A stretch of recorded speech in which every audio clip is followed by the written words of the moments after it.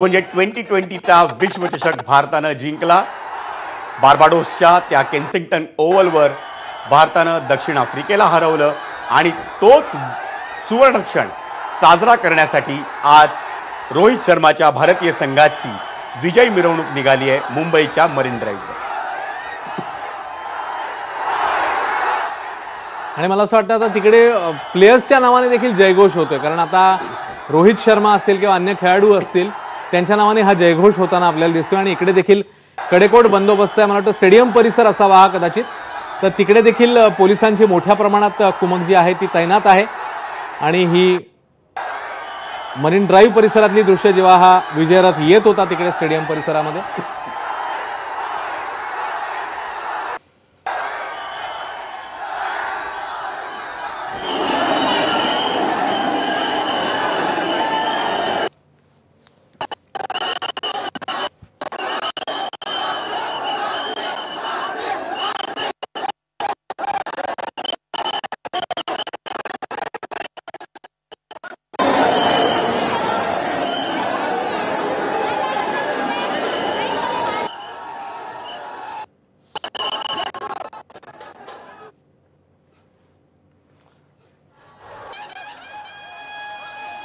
मला असं वाटतं वानखेडेचंच हे एंट्री गेट आहे विजय। आणि तिकडे आता टीम ऑलरेडी म्हणजे आता पुढे जाते आणि कदाचित पुढच्या काही मिनिटांमध्ये आपल्याला ती स्टेडियममध्ये देखील दिसेल।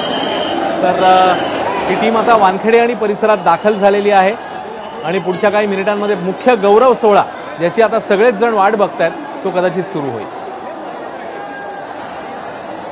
अश्विन, प्रशांत बडे आपले प्रतिनिधी आपल्या सोबत आहेत विजय, त्यांच्याकडनं अपडेट जाणून घेऊ। प्रशांत, आता ही टीम जी आहे हा विजयरथ जो आहे तो वानखेडे आणि परिसरात पोहोचलेला दिसतोय।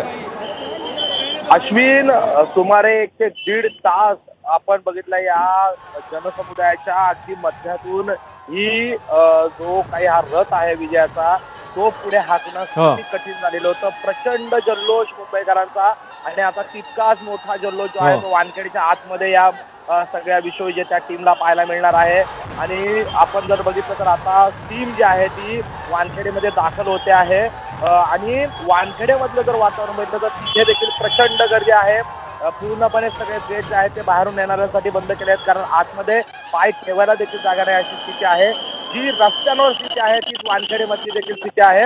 आणि अशा स्थितीमध्ये आता संपूर्ण हा विश्वविजेता जो संपूर्ण क्रिकेटचा जो संपूर्ण संघ आहे तो आतमध्ये दाखल होतोय। तिथे त्यांचा सत्कार होईल आणि या सत्कारानंतर तिथे देखील मोठा जल्लोष पाहायला मिळणार आहे।